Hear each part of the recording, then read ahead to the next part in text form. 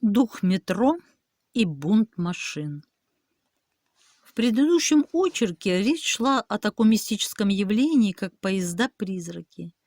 Но оказывается, что не менее загадочные истории происходят и с другими машинами и механизмами. В метрополитенах, на автострадах и даже в быту.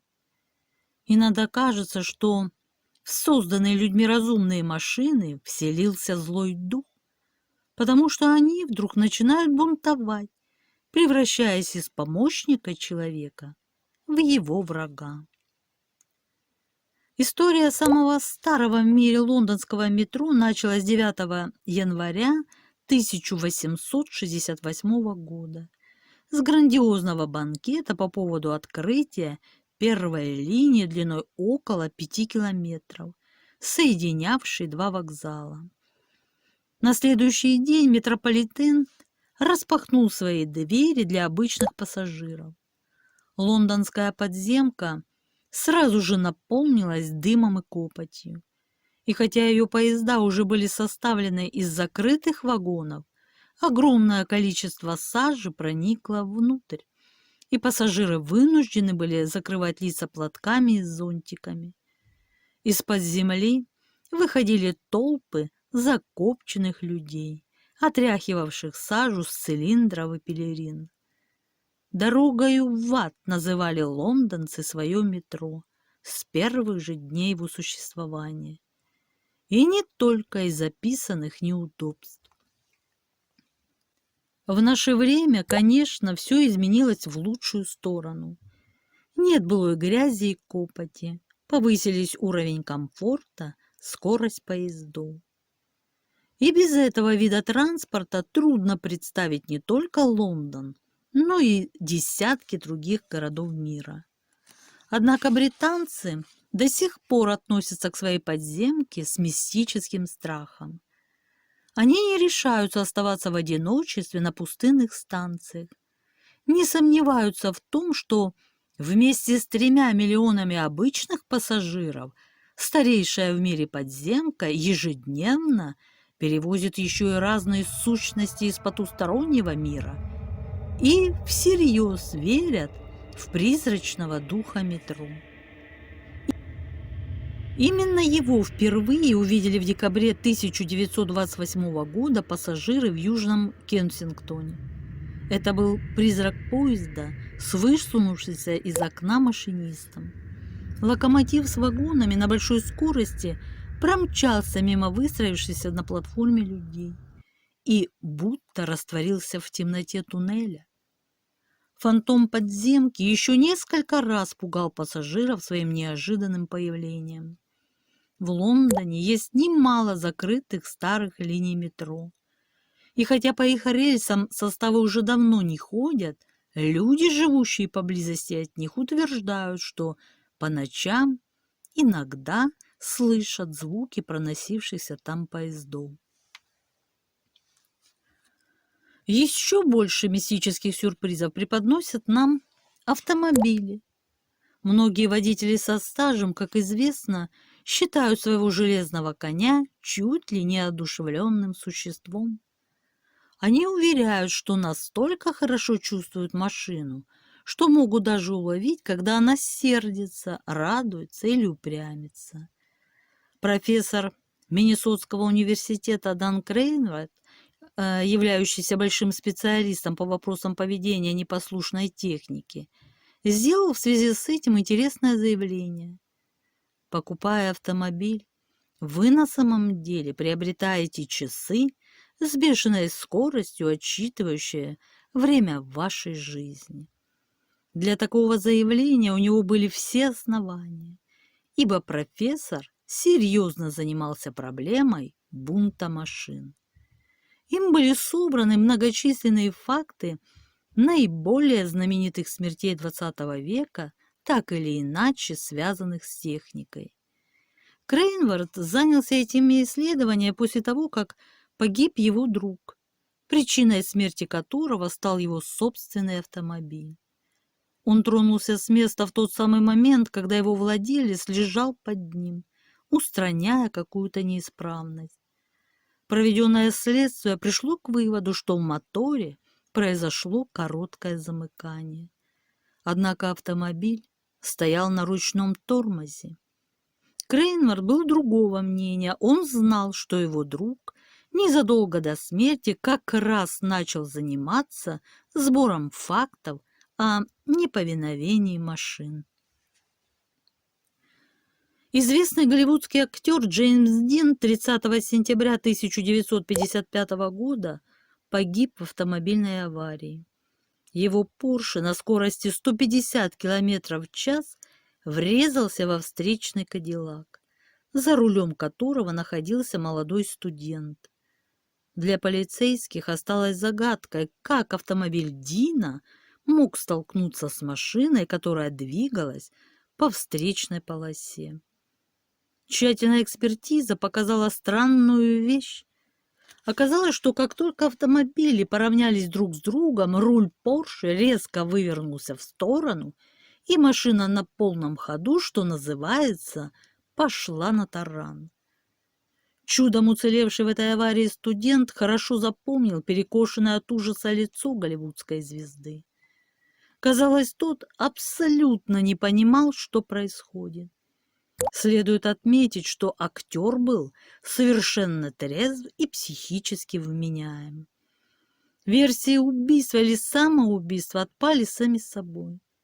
Мало того, по мнению экспертов, совершить подобный трюк было просто физически невозможно. Для такого разворота нужна была нечеловеческая сила. Интересно, что при жизни Джеймс Дин назвал свой автомобиль маленьким ублюдком. И, видимо, он знал, о чем говорил. Эта мистическая история получила свое продолжение. Миллионерша из Техаса Антелла Перри была ярой поклонницей Дина. Она купила изуродованный автомобиль и потратила на его реставрацию уйму денег.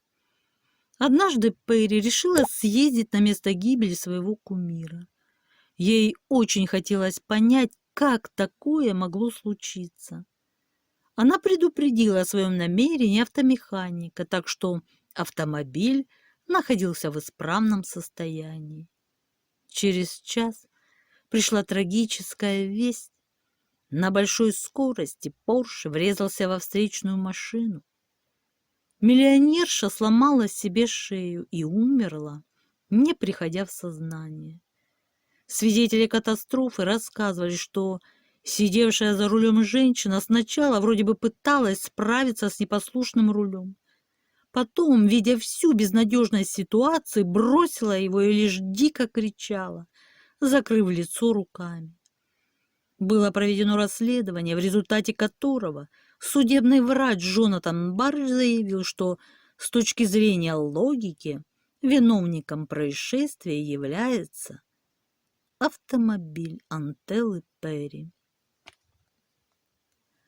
Доктор Бардж также заинтересовался проблемой непослушных машин и стал собирать факты странного поведения механизмов, вышедших из-под контроля своих хозяев и начавших действовать самостоятельно. Самым загадочным было то, что свой гнев они направляли именно против собственного хозяина. Профессор продолжал свои расследования, но обнародовать собранный им обширный материал не смог. Уже упомянутый здесь профессор Крейнвард утверждает, что подруга Сергея Есенина, легендарная танцовщица Исидора Дункан, тоже погибла не случайно.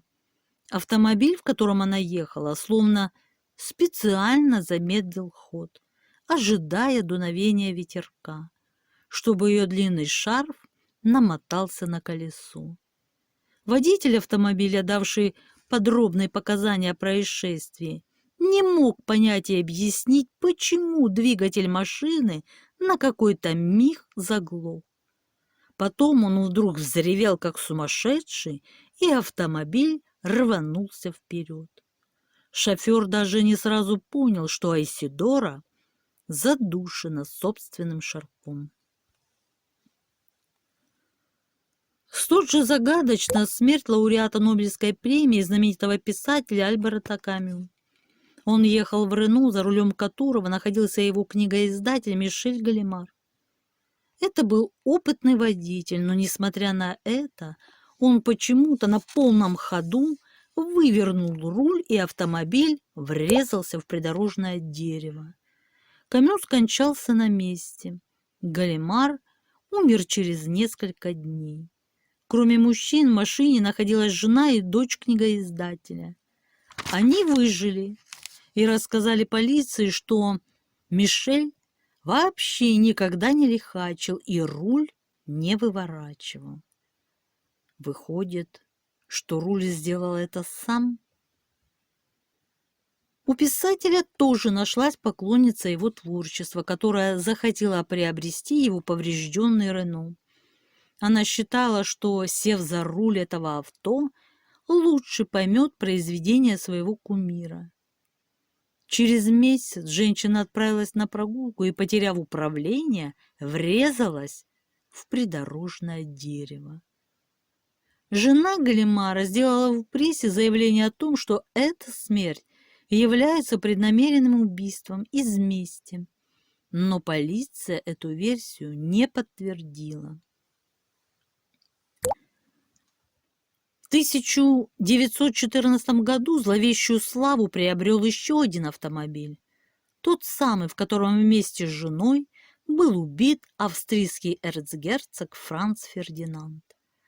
Оказалось, что около десятка его последующих владельцев погибли или тяжко пострадали во время поездок на нем. По мнению некоторых специалистов, непослушное авто, замешанное в деле об убийстве президента США Джона Кеннеди. В частности, их ставит в тупик такая деталь. Почему совершенно исправный президентский лимузин в момент первого выстрела вдруг встал, как вкопанный, и отказался заводиться? А через несколько секунд он легко завелся и сорвался с места. Но президента это уже не спасло. Какая неведомая сила заставила его остановиться и сделать президента идеальной мишенью? Тогда на столь странное поведение лимузина обратил внимание сенатор Макмиллан, но его мистические подозрения не приняли всерьез. Профессор Дан Крейнвар считает, что бунт машин стал также причиной гибели принцессы Дианы и многих других известных людей. При этом он отмечает поразительную закономерность.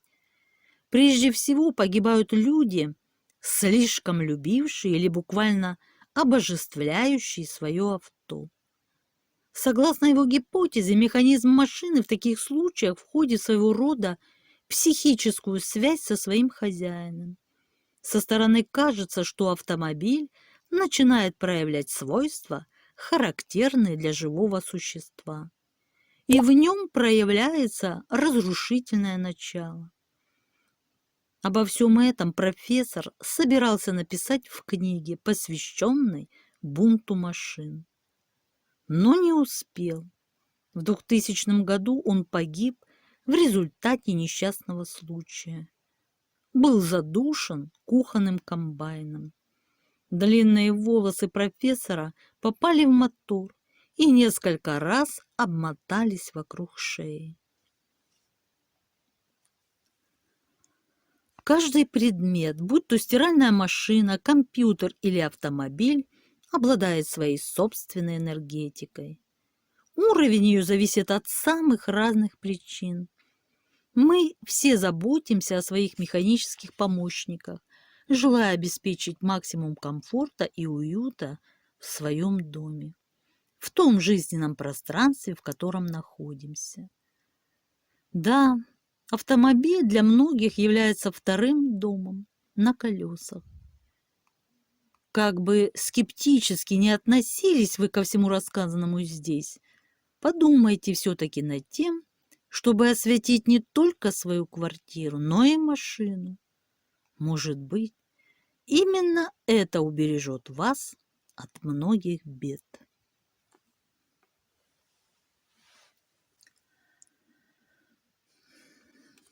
Да, друзья, очень интересно будет узнать ваше мнение о прочитанном.